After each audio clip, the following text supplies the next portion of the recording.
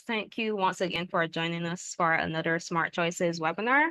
To just quickly introduce myself, my name is Laquan Smith, and I am the marketing officer here at AffinityPlus Credit Union. To just do some quick housekeeping, if you have any questions, just raise your hand. But at the end of the seminar, we will have a Q&A session, so you will be able to share your questions then. And we will also be providing the recording at the end of the webinar.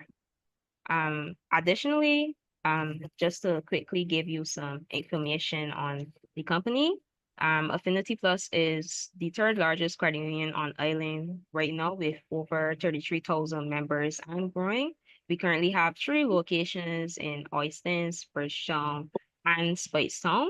Our products and services include loans, savings account, educational, savings as well, retirement accounts, and we also offer junior membership and scholarships. Currently, right now, we have a term deposit offer where you can get up to 4% interest. And this offer is limited until the 31st of March. So just to get further into it on why you all are actually here tonight. Tonight's webinar will be on the practical steps to good personal finance, and it will be done by Miss Marcia Armstrong. She claims highly qualified in this area, but some of you may ask yourself, why is this important? And it's important because it helps you to why personal finance is important is because it helps you to understand and manage your money so that you're able to make smarter choices, pun intended, with your money. It also helps you to plan and budget well and track your expenses and plan for savings as well as prepare for whatever life brings you. And Marcia will definitely go into that some more as we go on into the webinar.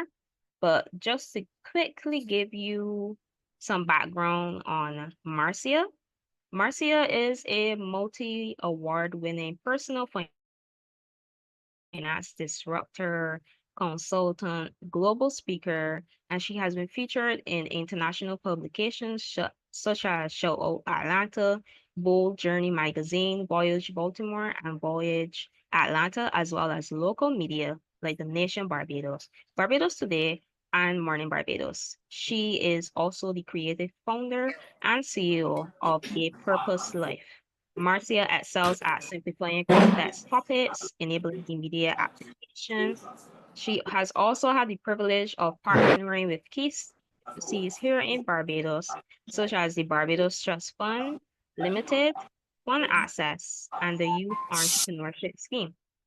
Through these collaborations, she has coached hundreds of entrepreneurs and business owners across the country and helping them to structure their businesses for profitability and financial growth. With a background in operational banking and international finance, she has also co-managed multi-million-dollar deals and provides expert financial guidance to help professionals successfully start and scale their business. She's also a master at budgeting, launching investment portfolios, growing savings, and eliminating debt. To date, her clients have surpassed 6 figures of debt, which is a testament to the power of sound financial management. So that was just a quick short bio on Marcia. And without further ado, I would like to hand over you to tonight's speaker, Miss Marcia Armstrong. Thank you so much. Good evening to everyone. Just give me one moment while I just pull up my screen for presentation.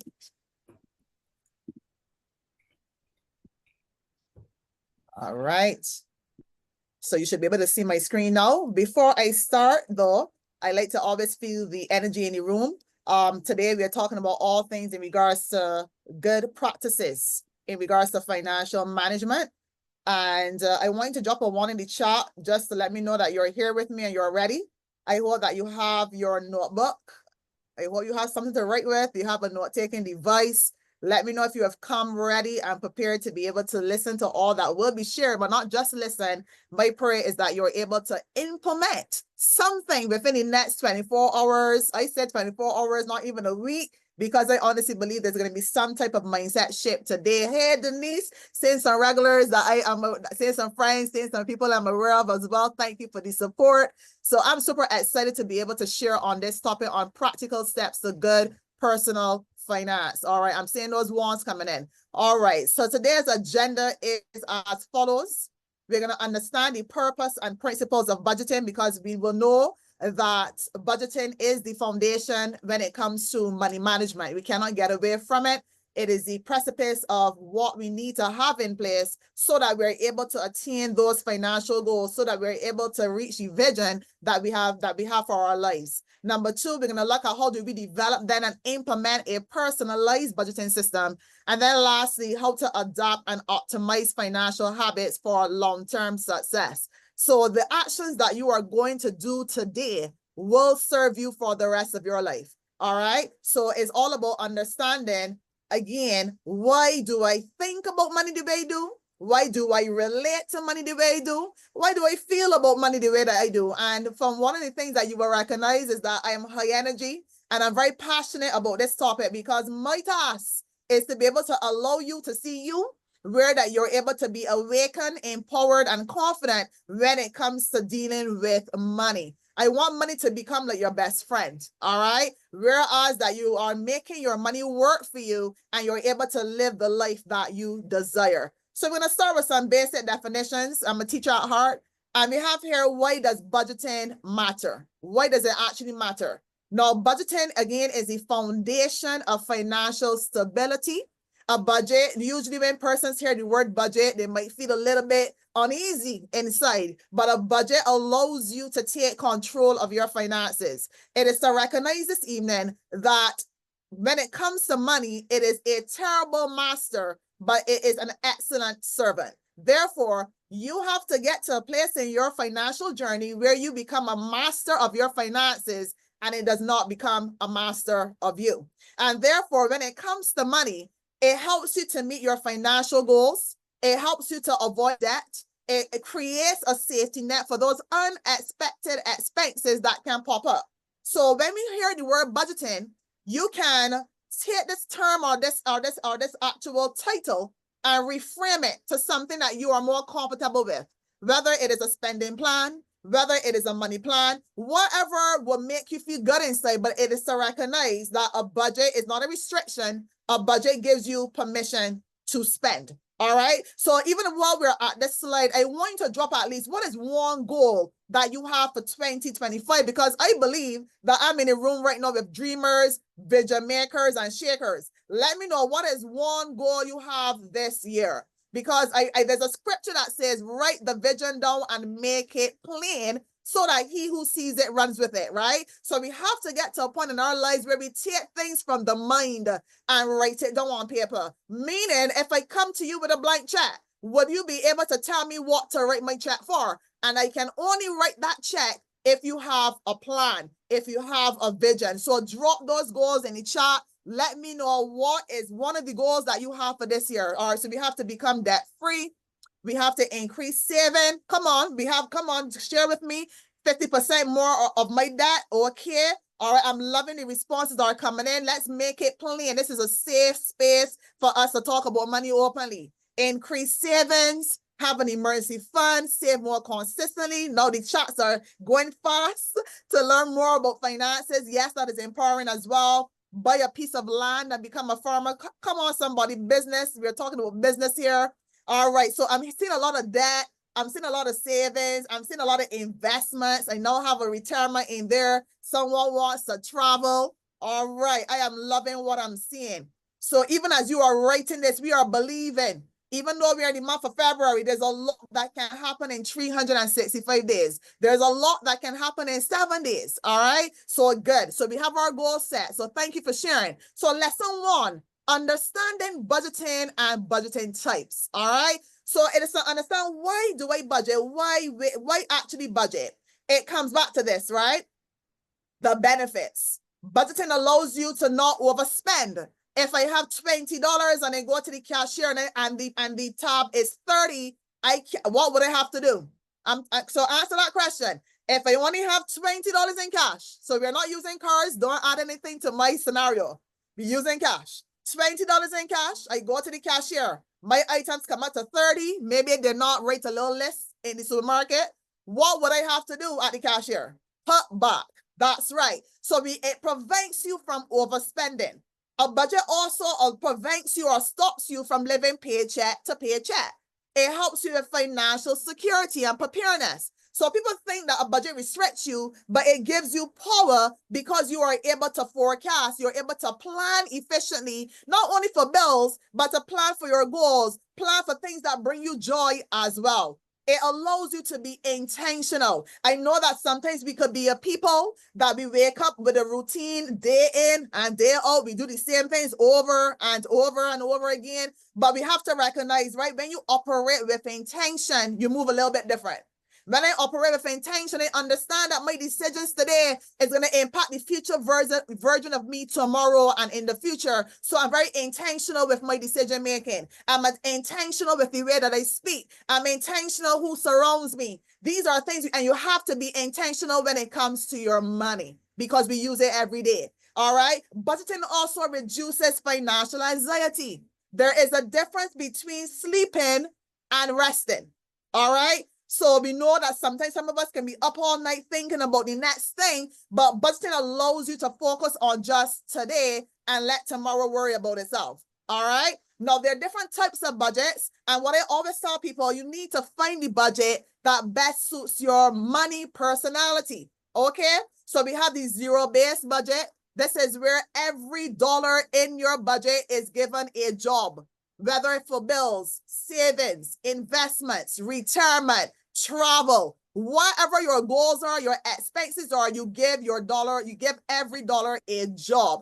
Therefore, if my income is $2,500, it means my expenses have to add up to what? Put it in the chat. If my income is $2,500 and I'm giving every dollar a job, how much do my expenses need to add up to? Put it in the chat. All right. So again, with the zero base, 2,500, that's correct. So when I subtract 2,500 in expenses from the 2,500 in income, what is remaining? What is left? Let me take 2,500. That is right. $0. It does not mean you're broke. It just means that you're giving every dollar a job in your budget. Then we also have the 50, 30, 20 budget. This is one that's quite popular. This is where in your budget now, and it's a guideline. It doesn't mean that your needs have to be 50%, but it's just a guideline to show you that the majority of your budget should really cover your essentials first before your wants. So we have 50% towards your income, 30% towards your wants or non-essentials, and always in your budget, you should have a section dealing with saving money for your future self, whether that is retirement planning, investing, emergency fund planning, etc., as well as any extra debt payments that you might want to put towards your loan. Okay.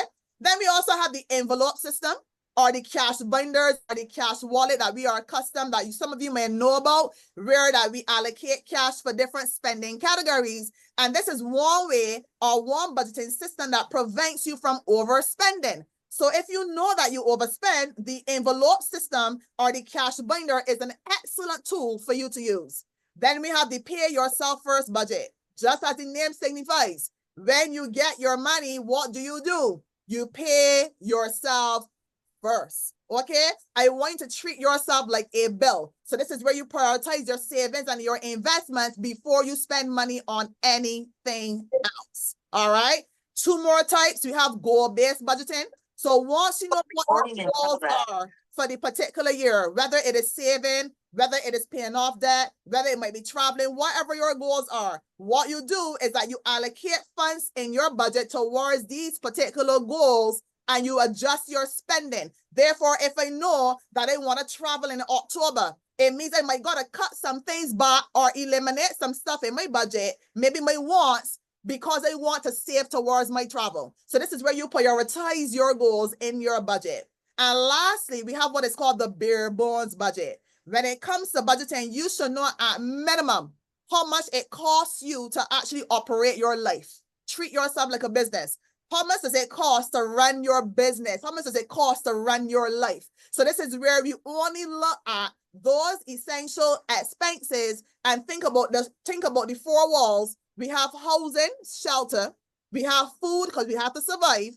Utilities, because if you don't pay, it could get cut off. And then we have transportation. All right. So when you are looking at a bare bones budget or a minimalist budget, you're not considering any wants in this instance. You're focusing on just covering your needs, right? And therefore, anything outside of that will then go towards goals like saving, debt repayment, investing, etc. Given those types of budgets that I just shared, which one is your favorite? Drop it in the chat. Which one did you more? So we have the zero base, we have the 50, 30, 20. We have the envelope system or the cash binder, cash wallet. We have the pay yourself first budget. And then we have the goal-based budget and the bare bones budget or the minimalist budget, as we will call it. Which one is your favorite? Let me know. All right, so the 50-30 seems to be out the blocks right now. All right, 50-30, because I guess it's pretty simple, huh? All right, so we have a pay yourself first, zero base, right? So it will vary again based on your personality. So thank you for sharing. Now, when it comes to budgeting apps, now I know, people may ask, well, Marcia, how do we go about doing the actual budget? Now, for some persons, you may want to use an app. So we have things that you need a budget or what we call YNAB. This is a paid subscription for that particular one. But then you have things like Mint, and Mint is free. You also have Every Dollar, which is by Dave Ramsey. There's a free version and then there's a paid version. And if you're like me, I like my good old worksheets and Google Sheets where you can customize it to track your income and your expenses as well. And that can also assist you. All right. So it's about understanding what would be my particular budgeting method or type that, again, best suits me. Right. So you need to find a way. Now, how do we budget? I wanted to include this in here as well, because everyone does not earn a regular or a fixed type of income. Some persons have irregular income. So how do we deal with irregular incomes? And these are persons who might be doing freelance work, who may be working in the gig economy as well. You're doing online work as well. Business income, we know business fluctuates, seasonal employment. So how do you go about budgeting for irregular income? Similar to what when we were mentioning about the bare bones budget or the minimalist budget, the steps will be as follows. You use the lowest monthly income as your baseline.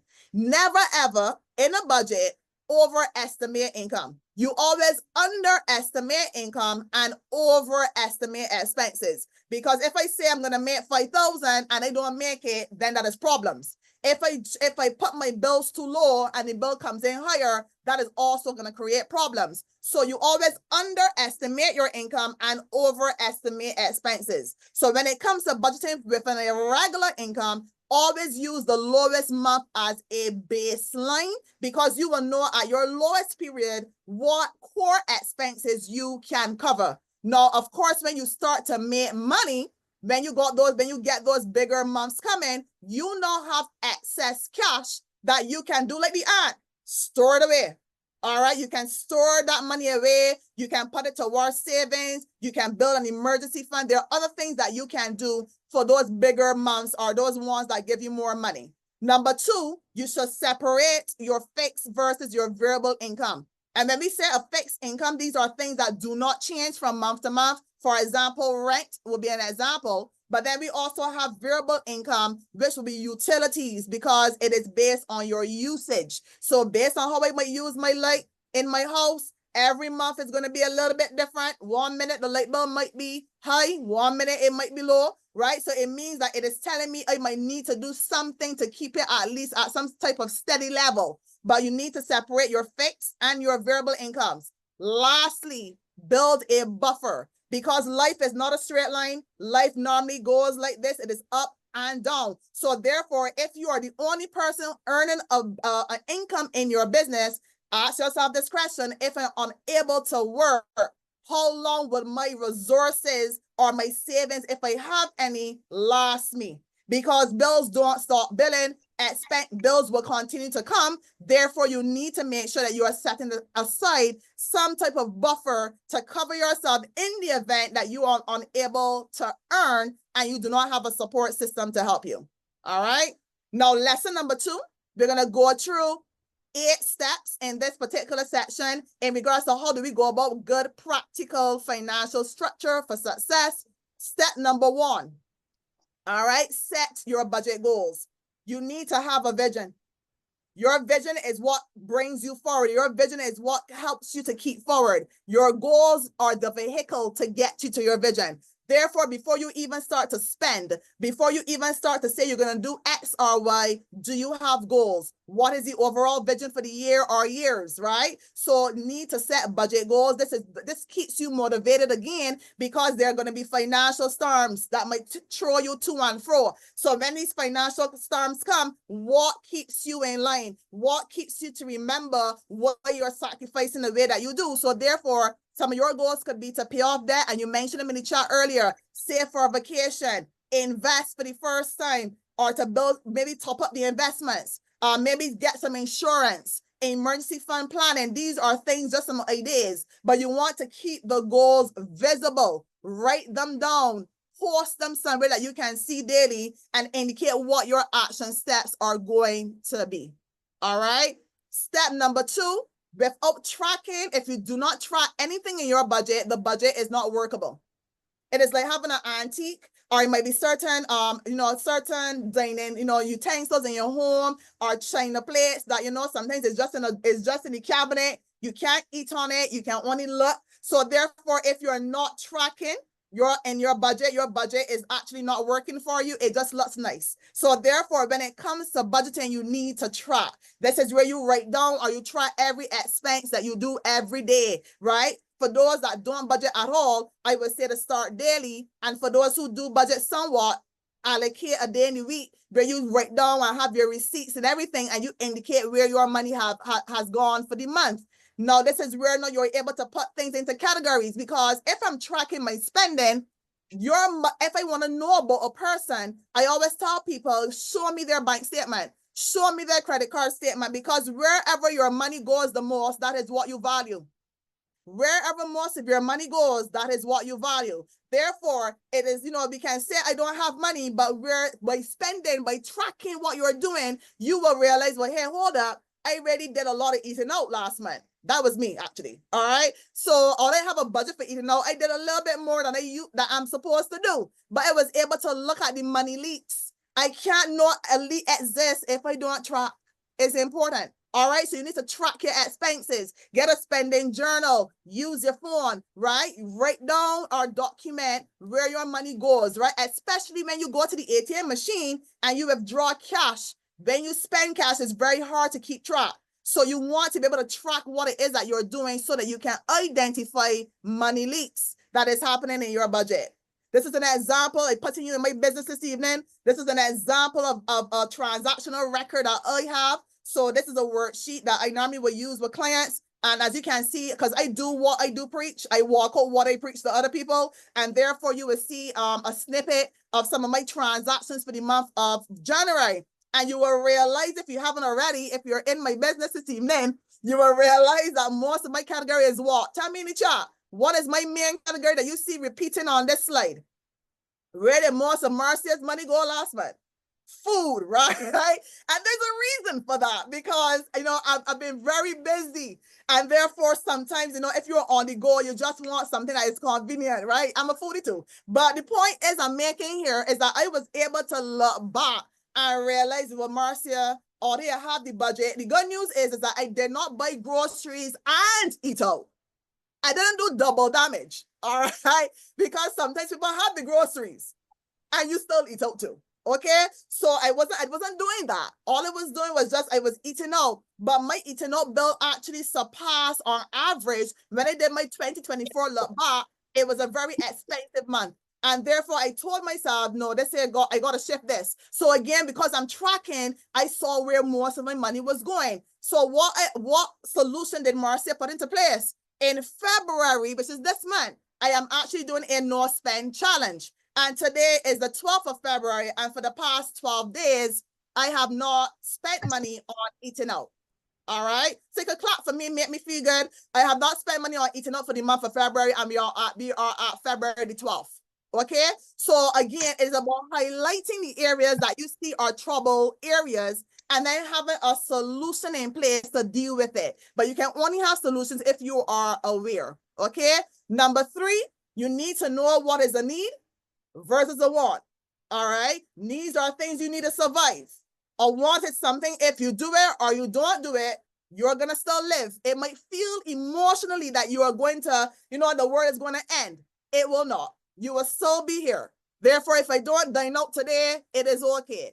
If I don't go to the party, if I don't go to the event, it is okay. All right, but you need to make sure you're covering your needs because you are not in control of that. Right? You have total control over your wants, but you have zero control over your needs. Because if you don't pay your light bill, what happens? If I don't pay my rent or mortgage, what happens?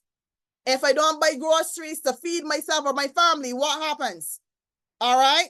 So these are things because we are not in full control of these areas. So needs are things that you do not have control over. You only have control over your wants. All right? Step number 4, envision your financial future. Again, we coming back here. What is your compass? What is your anchor? What are you working towards? There has to be something pulling you forward. This is where your identity comes into play. This is where your purpose comes into play. This is where legacy comes into play. What are you actually working towards, right? What is your vision? And therefore, when it comes to making day-to-day decisions, you will ask yourself, do I really need this gadget in this example, or do I want to be debt-free? Do I want to save money, or do I want to go to everything that's happening, every event that is happening? Right? You need to be able to make those hard decisions. What can you sacrifice today for the future version of you? Because the sacrifice is not forever. The sacrifice is short term, but it's about envisioning where you see yourself. All right. Step number 5. Do you know, and you can answer me this in the chat, do you know that you can renegotiate your bills? Let me know if you know this. Do you know that you can renegotiate your bills? All right. Yes, you can renegotiate with service providers. Whether it is a mobile bill, whether it might be a credit card, you can renegotiate, guys. So it's about understanding your rights. Okay, no one wants to lose business. So let's think about it this way. If you have a subscription, when you cancel a subscription, does that vendor cancel your subscription immediately? Or do they offer you options? For those who have subscriptions, if you cancel a subscription, do they cancel outright, or do they give you options? Let me know in the chat. You can put immediate if it's immediate, or if they give you options. Because when it comes to subscriptions, they normally will tell you, number 1, what is the reason that you're canceling? They're trying to get that customer feedback. Number 2, hey, if you're paying X amount, we also have cheaper packages at Y. They do not let you walk through the door. So therefore, you have to understand that when you have been with companies for years, they do not want to lose your business. So therefore, you have to understand what are the rights, what are some of the things that I have that I can renegotiate, because you can. Okay. And when you renegotiate, you're able to save money. I will share an experience with you through a conversation with a friend who at the time was paying $75 for a bill package, a mobile bill package. I was paying $150 at that time. And because of the conversations that I had with that friend, I realized that I was paying double the amount, and my package honestly was not as good as hers. And what was I able to do? I went to that service provider the same day and I changed my package and I saved $75 immediately. This is what happens when you talk. All right. This is what happens when you share your experiences, because you can help other people who might not be aware. So there is room for you today to get back money into your treasury. Okay. You're able to get some money back in, and you can take that money and redirect it for something else. Number 6, plan ahead. A budget allows you to plan for holidays. Christmas is not a surprise. December the 25th every year. Birthdays are not a surprise. Anniversaries, if you do remember, are not a surprise. Back to school shopping is not a surprise. There are certain things that happen throughout the entire year. You can plan for it. All right. So it means if my insurance is due every April, I can start setting aside money, and that's what we call a sinking fund here. I can start setting aside money so that by April of the following year, when I get that quote, all I have to do is transfer, pay cash, or write a check. I don't have to look for April money to pay for the April bill. Okay? So you can create sinking funds for expected expenses like insurances that happen annually, or even your goals, because you know when you're traveling.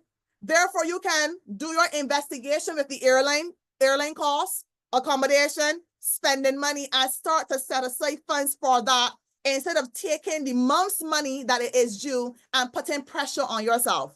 You are also able to have emergency funds because unexpected things can happen. The car could break down, the AC might need fixing, and appliance could decide today is the day for me to just, go bust.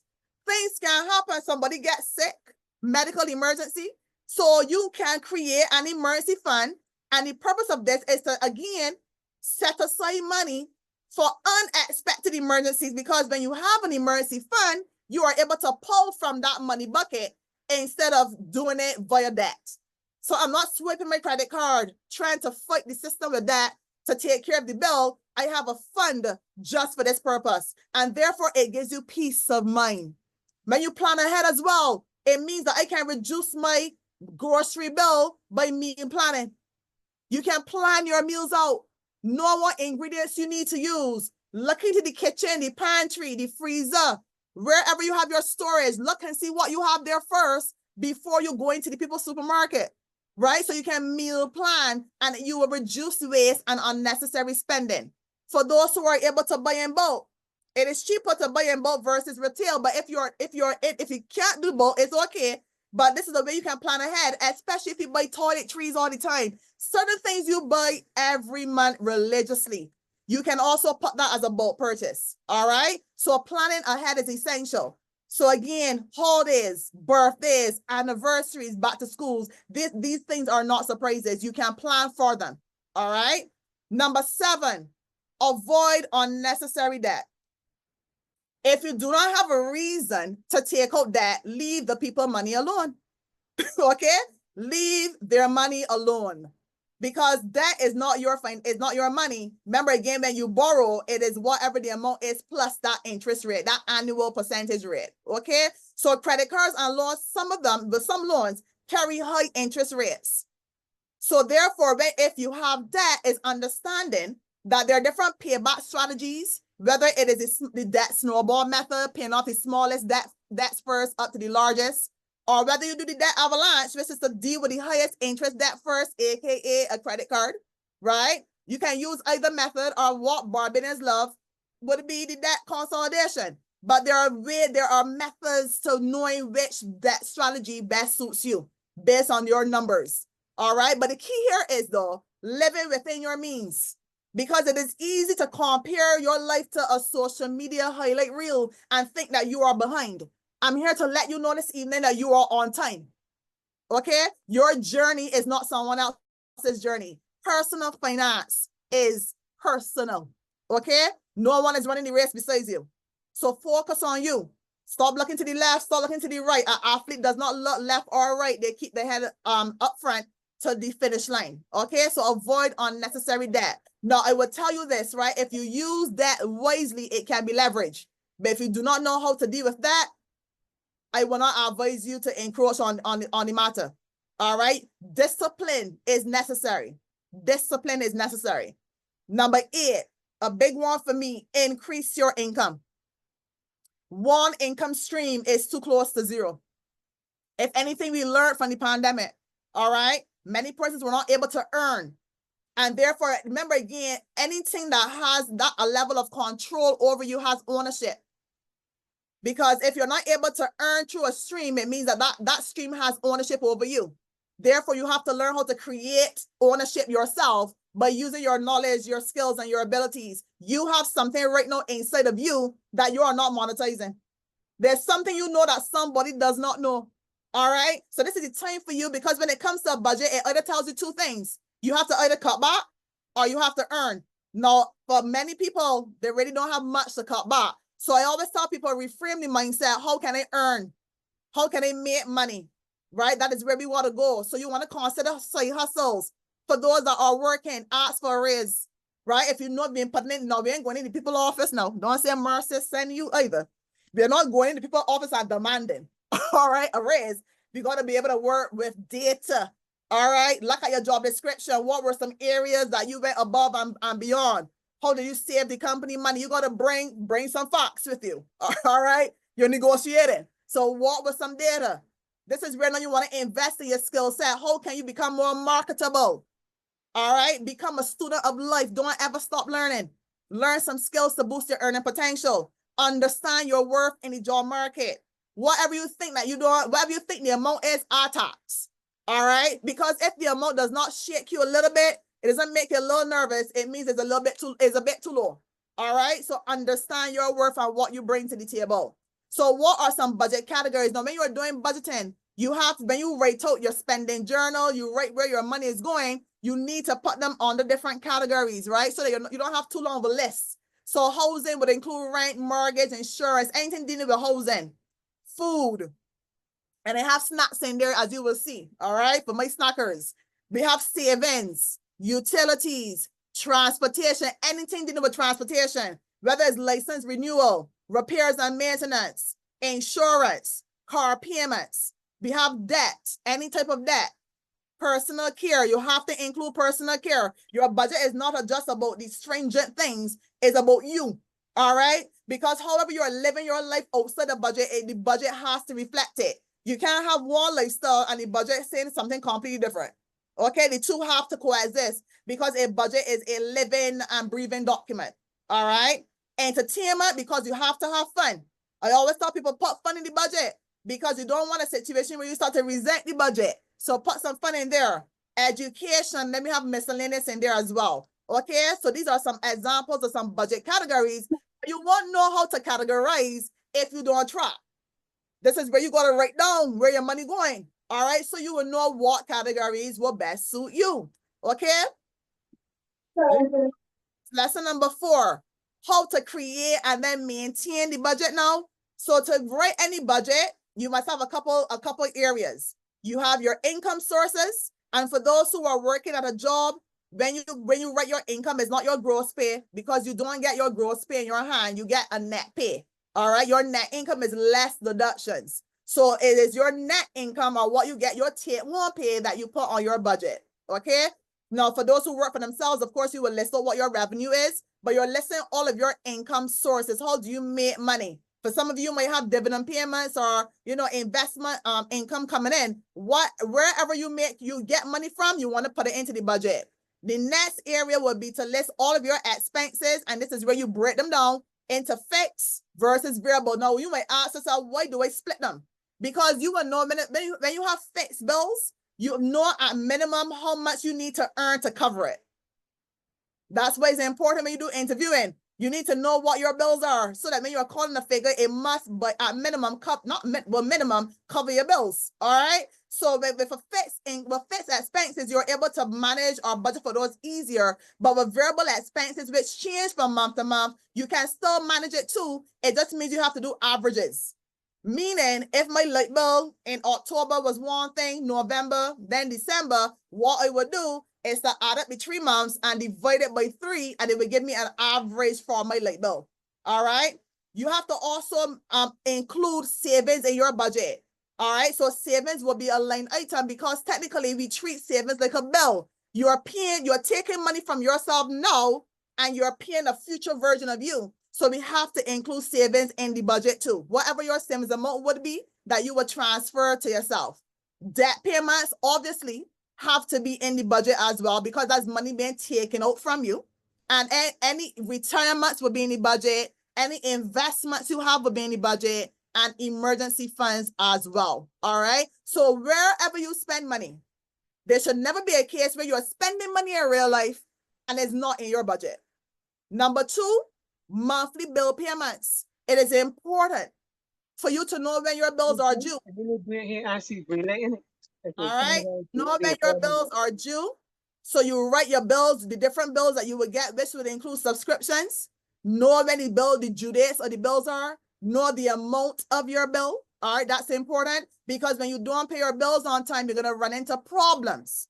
You run into arrears, and these are things that can affect your credit rating or history. Okay, so you don't want a situation where you may want to borrow money down the road, and then they look at your credit report and see, well, hold up, well, there are a lot of arrears going on the credit report. You're not paying your bills on time. No one will trust you with their financing. All right. So you want to make sure that you are keeping the commitment that you are paying your bills on time. And I always tell people, don't pay the bill that is due the same day unless you go to maybe over the counter. But because you don't know if the bill is going to be registered on the same day, so always give yourself at least a 1 to 2 day ahead. If you are able to, give yourself a 1 to 2 day buffer to pay the bill. All right, because you don't know what can happen on the due date. If you can't pay, then you run into problems. All right. Now, this is an example here I wanted to share. The reason why it is important for you to know when your paychecks fall. For someone that's working monthly, you will know, okay, but my bills for the month, if I get paid on the 24th, I'm going to just pay all my bills when they get paid. However, if you are someone that you get paid bi-weekly, so in this example, we have a person gets paid on the 3rd, and then this person gets paid on the 17th. So what this here means, I will look at my bills. I will see which bills fall at the beginning of the month and which bills fall at the end. So therefore, I will allocate payday number 1 or paycheck number 1 to pay the bills that come earlier up in the month. And then for paycheck number 2, I will designate what bills or what expenses will come out of paycheck number 2, right? So you designate or you indicate which bills will come out of which paycheck. Now, of course, if you work weekly, the same thing applies, right? You will decide from paycheck number 1, what bills or expenses or goals am I paying towards in paycheck number 1, 2, 3, 4, and in some months you have 5 weeks. All right. So again, and now when we talk about budget periods, a budget period is not the first of the month to the end. A budget period is always the day you get paid up to the day before your next paycheck. So you will see in this example, the yellow stops at 16th because it is the day I get paid on the 3rd up to the day before my next paycheck, which is the 16th. So my budget period or paycheck period is the 3rd to the 16th until then I get paid again on the 17th. And then it goes up to the day before again, my next paycheck. All right. So when people talk about budgeting, it's never the first of the month to the end. That's not how it's done. All right. We would have discussed this already in regards to tracking. You want to review your spending weekly to make sure you're sticking to the plan. Therefore, if I allocate $500 towards groceries and I'm tracking, I might have spent $300. How much money do I have remaining? Do I have $200 remaining or do I have 5? Put it in the chat. If I budgeted for groceries $500 and I spent $300, how much money is the budget telling me I have left? Only 2. Only 200. Because guess what? If I'm not tracking, I might think I still got 5. And I out there in the people's supermarket tapping my card because it's so easy to spend now. You don't even have to enter a PIN. You just got to tap. All right. So this is where we track. Now, there will be some instances you might fall off. You might create your budget before your pay period because you create your budget on paper before you actually get money. You might fall off, right? You create the budget. You forget all about the budget. You're living life. You're out here. You're outside, as they would say. There's something called a mini budget, which helps to kind of rein you back in. All right. So again, you did the budget. You created it at least, but you don't use it. So you did all, you just started to spend as usual, going back into bad habits and behaviors. And then you catch yourself and like, oh, shoot, but I ain't budget this month.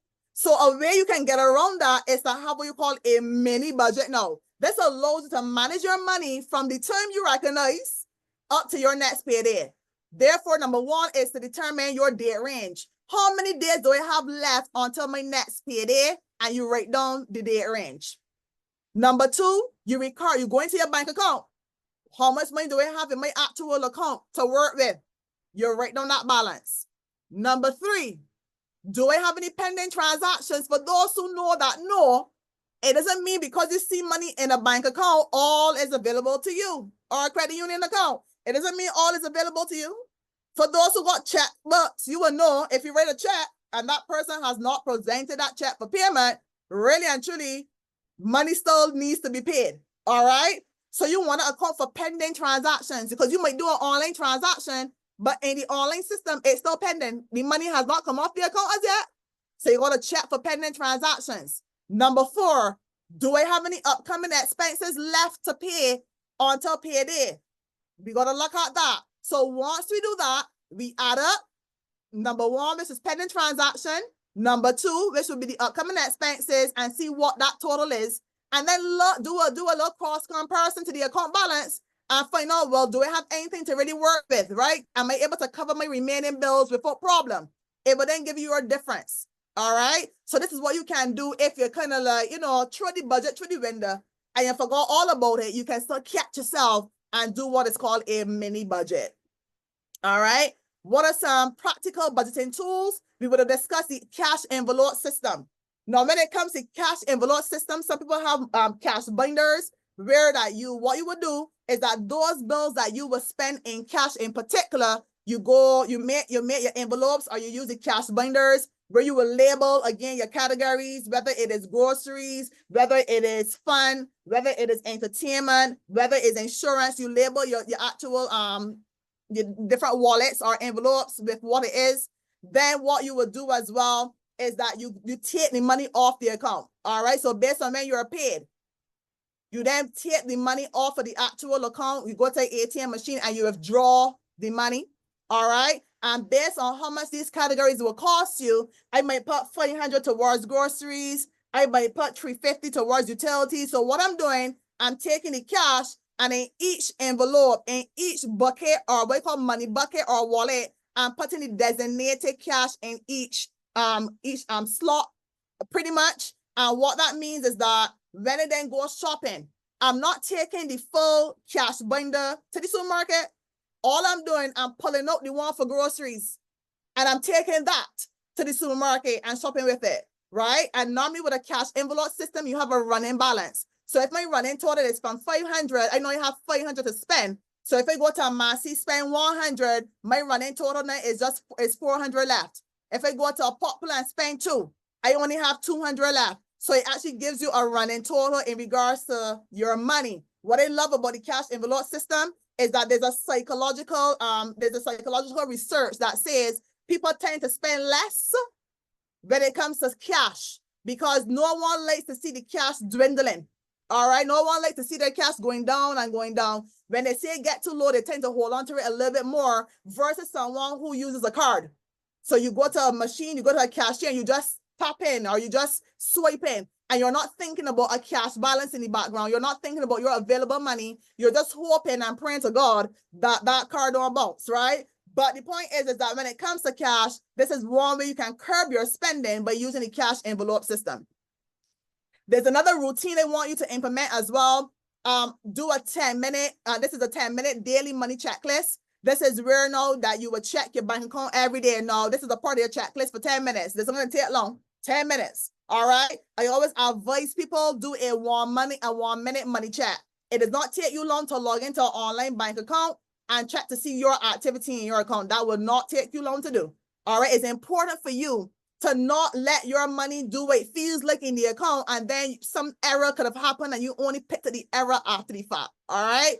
When you go into the account activity, then you're going to look at your tracker, the same tracker that you have been writing down religiously what you've been doing, and you're going to compare.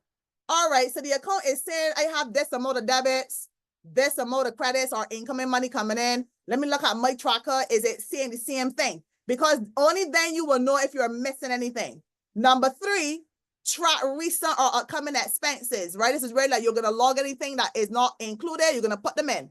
And then you're going to ask yourself these 4 questions. Am I on track with my budget? Did I overspend in any of my categories? What is something I have done well? Do I need to write a mini budget until my next payday, especially if you just overspent and you weren't checking? All right. These are things you want to ask yourself, but one thing that are powerful as well is something called habit stacking, meaning that instead of just focusing on the habit itself, you add that habit to something you already do every morning or every afternoon. It's a part of your routine. So if I get up, maybe my routine might be to scroll on my phone before I say a prayer. All right. So I might scroll on my phone. Through that scrolling on social media, why not take those same fingers and log into that bank account? Check the activity on the account. Check the balance in the account. All right. Maybe I need to get a coffee. So me and our coffee run. What else can I do in that instance? Maybe can enter a receipt for a payment I just do. All right. So you can add a financial habit to your existing routine to make it easier. All right. Number 3, there's a before payday checklist. Now, it is always imperative for you to create your budget before your next pay cycle. All right. So that when you do get paid, all you're doing is tracking and that's it. So you want to create a budget for the upcoming pay cycle. Give yourself at least a little 5 day out or maybe 2 to 3. But you also want to reflect on last month's spending. So for me, I was able to look at January and realize, you know what, the eating out was not the best. Let me do something different in February. So review what you have done, right? Review your spending from the previous month and ask yourself these questions. How did I do last month with my spending? What categories did I go over budget? What am I proud of? What do I need to keep doing? All right, always celebrate yourself. Which categories was I under budget? Meaning I might have budgeted 50, but I only spent 20. All right, where can I improve and what changes do I need to make? Now, this is important, right? Because when it comes to budgeting, it takes you on average 3 months to get it right. So give yourself grace. All right, give yourself grace. But in order for me to move forward, I need to know what I did in the past. I need to do a look back to see what would have worked, what did not work, and then move forward. All right. And then we also have here, when it comes to impulse spending, this is a big one. When it comes to impulse spending, the first thing to do is to do what? Stop. All right. So these are steps to take when you have the urge to impulse spend, right? So you stop. Right? So the first thing to do is to stop spending. So don't swipe. If you know you have an urge to impulse spend, don't swipe or add items to your cart. I know it might be a little bit hard to not go on Shein and Temu and give them your money. I know, all right? But you don't swipe or add items to your cart. Take a moment and ask yourself where you are and how you're thinking, right? Ask yourself, because we mostly spend on emotion, not logic. Number 2, acknowledge your feelings. How are you feeling in the moment when you felt to impulse spend? And impulse spend, all that means is that you are spending right now money on something that is not budgeted for. All right? Oh my.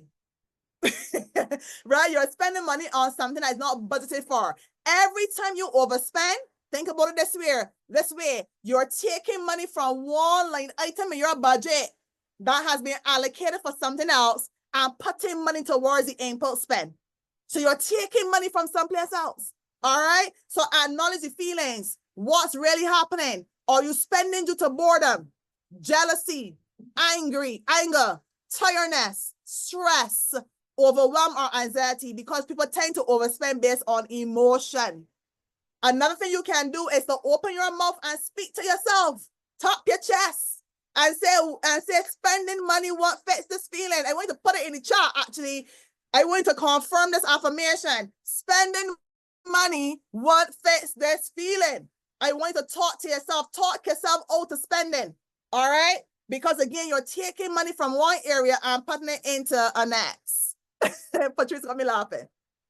All right. So spending money will not fix this feeling. So now, if you have already, thank you, Sharianne. Now, if you have already spent, what steps can you take when you have already done it? You've already done the deed. What do? Number 1, give yourself grace. Forgive yourself for the impulse spending. All right. It already happened. You can't take it back. So give yourself grace. Track your spending, because normally when you overspend, it means you're not looking at your budget. So you need to do a mini budget. You need to incorporate the mini budget. Number 3, identify your spending patterns. Do you normally spend impulsively at night? Do you spend on weekends? Do you spend after you receive promotional offers via email? right? When you see them buy, this is what advertising does. It tells you to buy now because they don't want you to think too long because it might change your mind. All right. But so when do you do your overspending? You need to track your patterns because in order to overcome something, you must first address it. Number 4, address the root issue. Why? Determine if you're dealing with comparison or you're trying to impress other people. Acknowledge your progress. So this is where you reflect now on what you've tried to resist the impulse to spend, and you give yourself a clap for not doing the same things that you're accustomed to doing. You did the opposite. Make a plan for next time. What boundaries can you put in place so that when that trigger happens, you have a solution? So I always tell people, write the solution for the trigger ahead of time so that when the trigger does come, you're not going back into old habits because of psychological patterns, but you have a solution to do something else instead. All right. So your impulse spending plan should look like this. Number 1, identify the reasons why you impulse spend. What is normally the emotion that comes to the surface? That's number 1.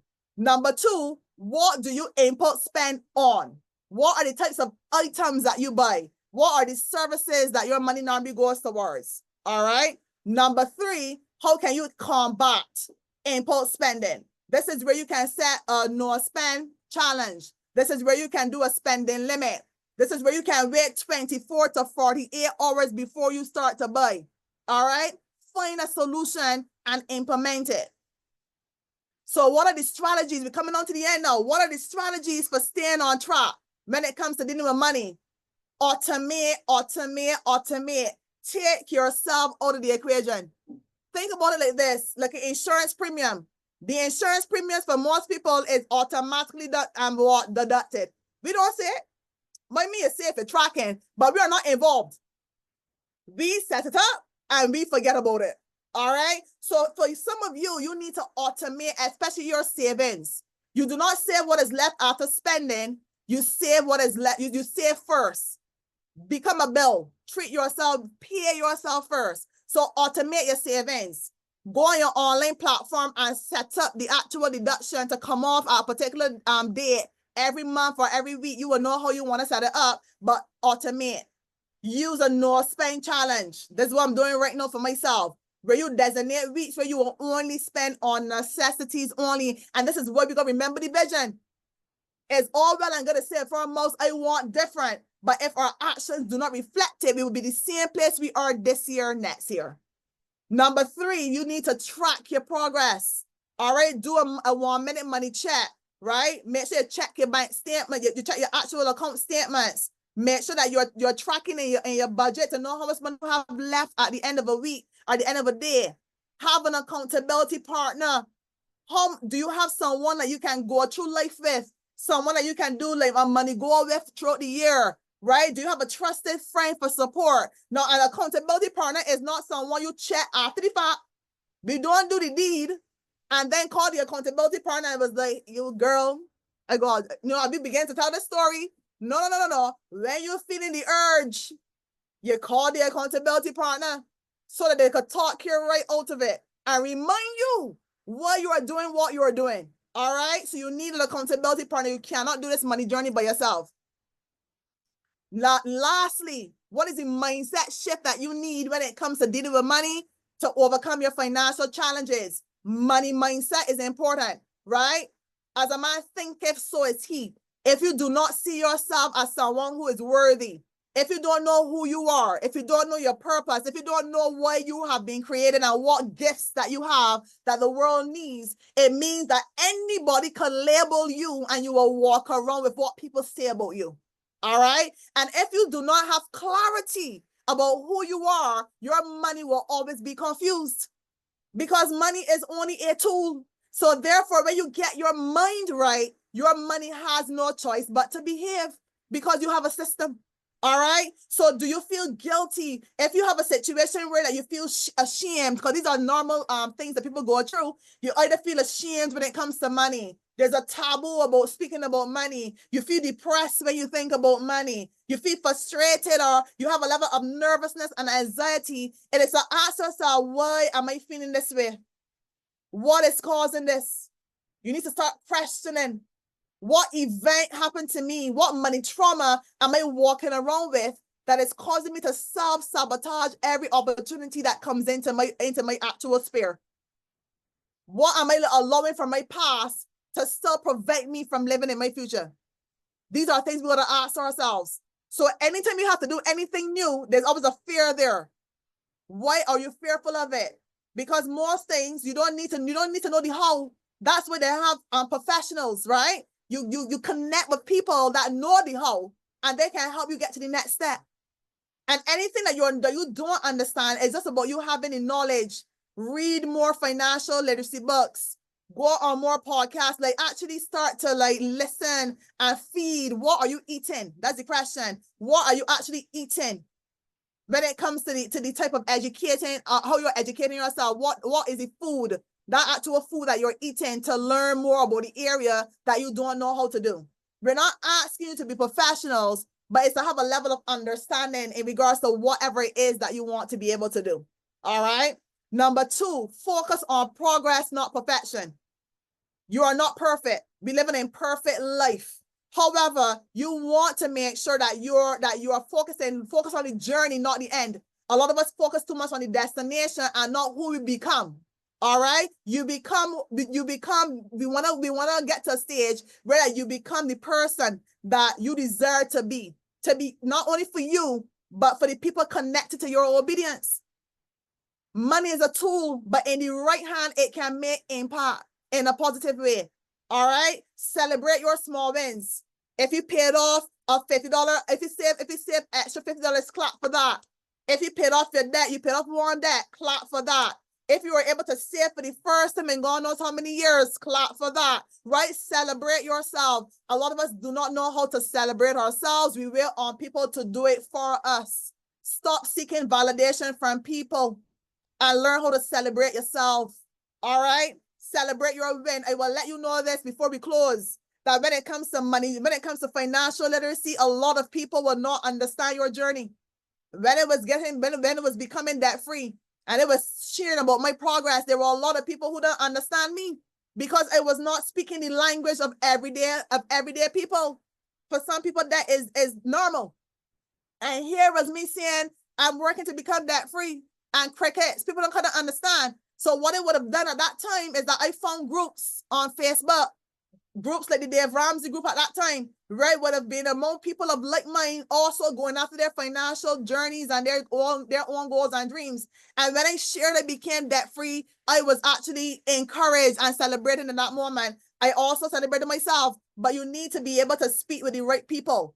If you tell your big dreams to small-minded people, they will squash what it is that you're trying to work after. All right? So celebrate your wins. Remember again, financial literacy is 80% mindset, 20% strategy. So if you control your mind, you control your money.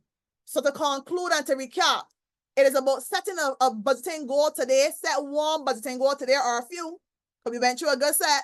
Choose a budget method that fits your lifestyle. Whether you're using an app, whether you want to do good old pen and paper, whether you want to do a worksheet, choose a budget method, whether it's a zero-based budget, pay yourself first, the 50, 30, 20, etc. Choose something that suits you.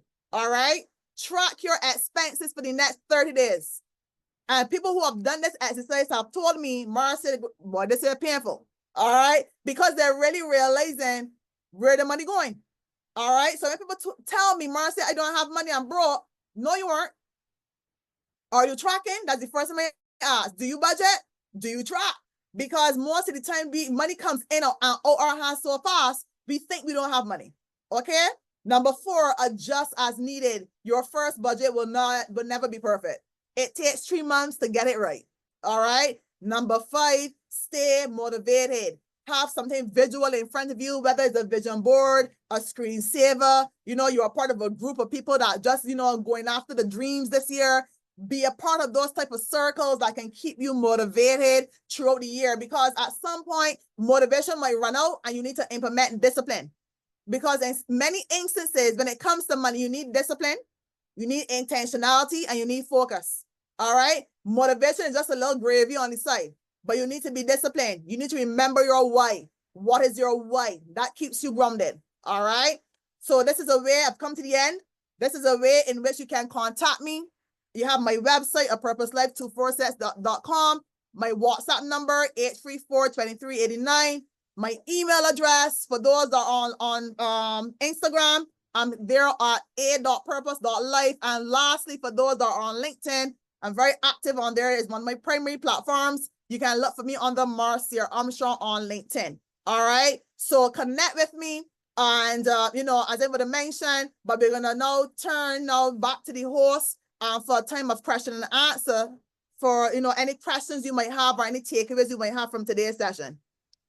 Thank you, Marcia, for that. This session was definitely very informative, and I also learned some tips for myself personally on how to better budget for myself. But if you have any questions, kindly drop them in the chat.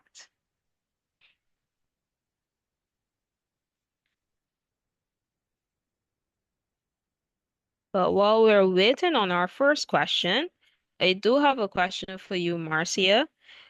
Do you have any recommendations for any tools or apps that can help with managing personal finance? Right. So there's some of the tools I would have mentioned in the session in regards to managing. So if you're using an app, there will be you need a budget, which is YNAB. You can also use Mint. There's Every Dollar. Another option there for those that are not really app savvy or tech savvy. Then there are different spreadsheets or worksheets that you can also utilize as well. All right. So it's just about finding the method that best suits you, because you don't want to start a method that doesn't really agree with your money script. And then you start it and then you fall off after. So it's just finding what is your comfort level and what is something that you can definitely keep consistent with, because budgeting it needs consistency. Yes, definitely. I'm not seeing any questions in the chat right now, just a compliment for you, Marcia. Well, my next question would be, how can someone control impulse spending and make better financial decisions? Sorry, how can someone control impulse spending? I believe you would have touched on this a bit in your presentation already. Yes, I did. So one of the things with impulse spending, number one, is to recognize like what would have been the emotion behind the impulse spend. Because for some people, normal occurrences can be, you know, someone is feeling a bit overwhelmed. You know, it's like someone wanted to go and eat, for instance, right? You may want to feel better when you buy food or you eat, right? It makes you feel better, it makes you feel calm. So you have that like that comfort food. And so it's something similar to that. So when you feel like that urge to impulse buy, where that your thought process has literally left you and you're just about getting what it is you want, you have to remember what is the emotion. Number one, what was the trigger? What caused that emotion, right? So what was the trigger? What was the event that happened? Number one, what is your actual feeling? How are you feeling in the particular moment? Number two, right? And then ask yourself, okay, instead of me spending money, what can I do to solve it? Right, correct. Thank you very much. So we do have a question from Sandra. She's asking if you have an unexpected emergency, such as needing to replace an appliance, should you buy it with cash or take out a loan from your savings or use your savings? So when it comes to, so in regards to emergencies, right? So number one, if you have, and you said it's for an appliance, okay, in a case for an appliance, given that appliances or something that is definitely needed, right? Now, if you have the cash, again, when it comes to saving, it is about saving with a purpose. So what I mean by that is that many people normally just save money for just saving sake. All right. So you just have an account, you transfer money to it, and that's it. But you want to actually allocate purposes for the savings, whether you're saving your emergency fund, whether you're saving for travel, whether you're saving for a down payment on a home, right? So it's to have a purpose for the actual savings. So if you have cash there, it is great, but does the cash actually have a purpose attached to it? Because if it is for something else different, you know, but what I would say, I would rather you take the cash rather than take a loan though. No, when it comes to a loan, normally there's higher purchase for appliances, if I'm not mistaken. You have higher purchase for appliances. You can take out the higher purchase and repay in 3 months, which normally gives you the cash price. So you don't need to take out a loan for that. I want to tell you to take out a loan for that. All right. So if you have savings that is sufficient to deal with it, deal with it, and then you can just replenish the cash when you're done. But definitely though, Sandra, create an emergency fund. A beginner fund is around 1,000. And then there's a longer term emergency fund, which is normally be 3 to 6 months of your living expenses. So in your budget, you will add up all of your needs or all of your essential bills, get that total, and then you will multiply it by the couple of months. Do I need 3 months? Do I need 6 months? Do I need 9? But it is based on your job. It's based on your income. Like, how do you earn money? And in the event that you cannot earn, do you have people that can support you? Also, as well, do you have people who depend on your income? So all these are different questions you have to ask, because if it is only you, you might need to have a bigger fund compared to somebody that might have somebody that can support them in the event that they are unable to earn an income. All right. So I would say have an emergency fund though. Also, if you're using cash, create an emergency fund so that if anything unexpected happens, you do not need to go into debt to cover it. Yes, correct. I do see another question coming here. This is from Allison. She's asking if you Okay. have any recommendations for financial literacy books. I have many. All right.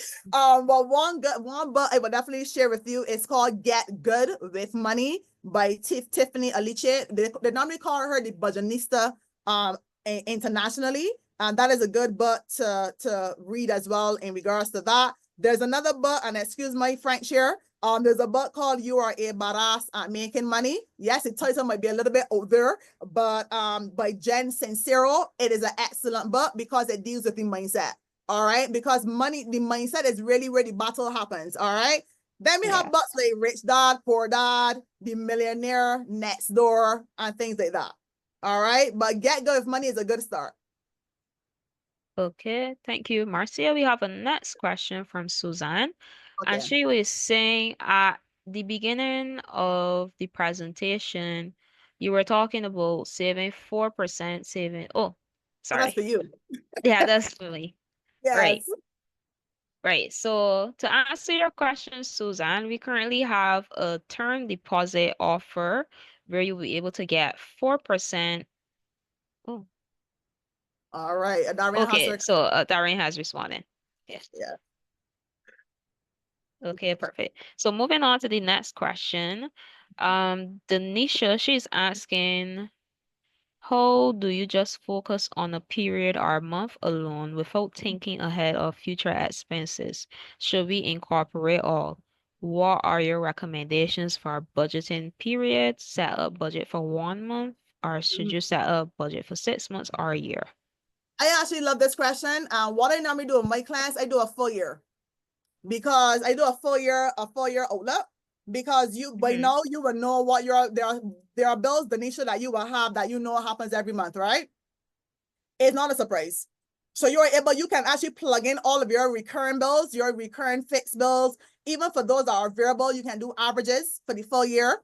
And then as well, not only do we account for bills, we also account for any goals that you have. So do you have any savings goals for the year? Do you have any investment goals for the year? Do you have retirement goals for the year, right? Traveling can be in there as well. So we can actually create sinking funds. A sinking fund, again, is money you set aside now for something that you know is coming, like annual insurance, house insurance, car insurance, Christmas, right? Things along those lines, you can save towards them. So I would say you can do it for up to a full year. I don't see the need to do it month to month, honestly, because if I do it for a full year, I will know, okay, I need to either make sure I like kind of have a constraint in regards to my spending on or input spending on wants, or I might have to then maybe, look for ways to earn more money for some of my bigger goals happening throughout the year. So by having a yearly forecast, it gives you, it puts you in a position where you enter every day with intention. Every decision has an intention, all right? Because again, you're seeing what the year can look like. So right now for me, I actually have 100K a year, right? Where I would have listed out all of my goals this year. I indicated, okay, which income stream can make me what amount of money. I have all of my expenses listed out, my subscriptions listed out. So I know at any given month, what my month is going to cost me. And I don't have to wait until October comes to prepare for it. All right. So so those are our position, right? When you are positioned, you are then placed in a place of expectation because you are positioned to receive. So therefore, a full year's forecast can work. A 6-month forecast can work. It really depends on what you are comfortable with, to be honest. Yes, yes. I see a next question here from Michael. He's asking, should you finance emergency expenses with a line of credit? No, no, right? Have something separate for that, Michael. Create an actual emergency fund for unexpected emergencies, right? Line of credits have their place, right? But you don't want to misuse the function of a product. You don't want to misuse the function of a product. All right. So create a separate fund. Yes, the line of credit can be a buffer for you, but I've seen too many times where people rely a lot on the line of credit and then run themselves into problems. So if you can create that emergency fund separately, that would be a better option, because then you'll be using your money and not the institution's money. Yes. I have a question for you, Yes. Marcia, since I'm not seeing any questions. You would Okay. have mentioned leveraging debt. So, for Mhm. instance, you wanted to buy something that costs like $2,000, and Okay. you have the funds in your bank account, but you Mhm. want to leverage that so that you don't like put all those funds into one purchase. You could Right. just get like maybe a line of credit loan so that you're able to just pay those small bits so that you don't pay the full amount and take Yeah, all you your can funds you into can one. get a, yeah. So again, when it said leveraging credit too, guys, when it said leveraging debt, it means that you're actually invested in an income generating asset. What Right. are you putting your money into that is making money back for you? So that when it makes money back for you, you are paying back the loan, but then you're also getting money from whatever that instrument is, right? So that's what you mean by leverage. So in a case like that, as you would have mentioned, Laquan, if you don't want to use the money that you have, because some people don't want to take out their own money, which is fine, right? Yes, you can have a short-term facility, and what you can do based on the payback terms, you don't have to pay back the amount that is being asked, right? You can pay extra payments and actually knock it off early. All right. So you can still deal with it once it's manageable. But what I would say is that if you are in a position where you can pay extra on the debt, please do so, because you do save money over the long term and you save time. Mm-hmm. Does that coincide back with, you hear the saying, rich people will like leverage that and stuff That's like right. that. For example, let's say a person won the lottery and they Mm-hmm. won like $900,000 and the Mm-hmm. house cost like they wanted a house for $900,000. Instead Right. of paying that $900,000 for the house, they can get a mortgage where they can pay a smaller payment so that all their funds don't go towards the house. Exactly. So you can, I call it OPM, which is other people's money. So again, Hmm. it's just about having, whatever you decide to leverage, it's about doing your research. Because remember, again, with any investment that you do, there are risks attached to it. So it's just about Yes. understanding what the risks are. Don't ever put your money into something that you are afraid to lose. All right. So as Yes. you mentioned, it's not about taking out your money to do everything. You want to be able to build your credit profile as well. That's important. All right. So Hmm. you don't want to be cash poor because you need cash flow in order to survive. All right. So Yes. definitely it's about managing your cash flow. So if you have to borrow, you will borrow, but you will make sure that your financial habits are well, so that when they do their checks, that everything is in order and that nothing will stop you from getting the facility as well. Yes, thank you, Marcia. I Awesome. do see a question here from Denisha. She's Okay. asking, what would you suggest is an ideal percentage of savings to save each month?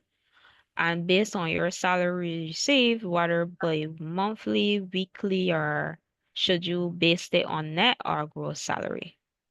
So savings is always based. So when it comes to budgeting as a whole, then if you're working for someone, it's always net income, what you get in your hand. We cannot do savings on gross, because you don't receive gross, right? Gross is before deductions. So after deductions, this is net pay or your net take home pay, then you will base your savings on that. Now, according to in personal finance or financial literacy, the recommended percentage normally for savings is up to 20%.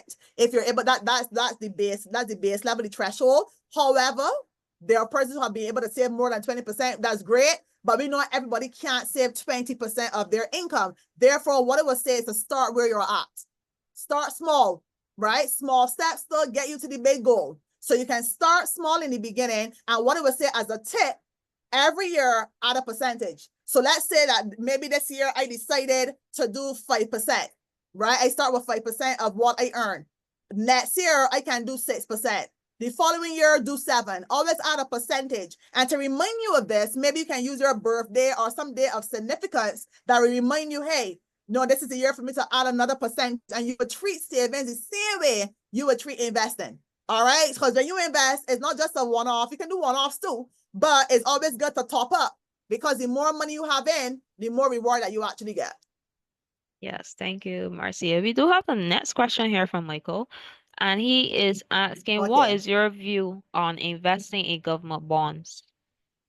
Right. So great question as well. And I know I'm not the central bank governor, but when it comes to Boss Plus bonds, right? Boss Plus in particular, I don't have any issue with Boss Plus bonds, to be honest with you. It's another way for people to actually invest their money. There is a mechanism in place now that what would have happened with the original Boss bonds, where that, yeah, as I was saying with the Boss Plus bonds, right? It is a higher interest rate, and normally with any investment, it takes into account inflation. So if you just put money on a savings account and money on your bank account, really, not really even savings, but if you just put money on an account and it's not doing anything for you, you're losing purchasing power, right? The value of that money is not making anything for you. So it reduces the purchasing power of that dollar. So therefore, Boss Plus bonds would be a good investment tool, especially for those persons who are risk averse, meaning a person who doesn't like too much volatility, just want a safe place to put their money for a couple, for a time period, and then get back the principal and interest. It will be a good option. Yes. I'm not seeing any more questions at the moment. Okay, I hope you don't miss anybody. Yeah. Well, I would just like to invite Darian Broom, our marketing assistant, to give the vote of thanks.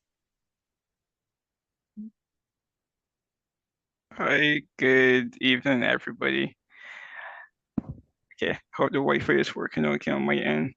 All right, so as we wrap up tonight's session, I want to extend a heartfelt thank you to our guest speaker tonight, Ms. Marcia Armstrong, for sharing such valuable insights. Her expertise and guidance have been truly appreciated. And again, for those interested in contacting her for advice on financial literacy and money management, you can see her contact information is on the screen. Her company name is A Purpose Life, so you can follow. Okay, so I think Darian may be having some technical issues, but he was basically sharing some info on how you can get in contact with Marcia. Her business name is A Purpose Life, and you can visit her website at apurposelife246.com. She has also shared her contact information. You can also connect with her on LinkedIn, and she says she's most active there, and you can also connect with her on Instagram as well to find out more about her products and services. But okay, so before we go, we have a quick question here from Suzanne. She's asking, what about mutual funds? Sorry, you're muted, Marcia. Just realized. Thank you. So mutual funds is also another good option as well. So pretty much this is where different investors pool together their funds. And, again, you have your money is diversified, whether it is across stocks, whether it is bonds or there are other securities. So think about a basket of goods. So it means that if it means as well, like if let's say one area doesn't perform well, you still have other areas that can still perform for you. So it's not a situation where you're putting all your eggs in just one basket. So there are different companies in Barbados that offers mutual funds. So that's a very good option as well for persons to invest into. All right. So anything again you invest in that takes into to account inflation and cost of living would be a better option than just having money sitting down and not performing. Yes, thank you very much, Marcia, and thank you again for coming on board and just sharing your insights on everything. And again, anybody, if you want more information from Marcia, feel free to reach out to her. And again, just thank you again for joining us tonight. And just kindly remember that the recording will be sent to you, and we'll also have a survey at the end that you could complete, to share your insights and stuff. And if I saw here a couple people were asking about our return deposits. If you would like more information on it, kindly drop your email address in the chat, and we will definitely reach out to you to share more information on that. But thank you again, everyone, for joining, and good night.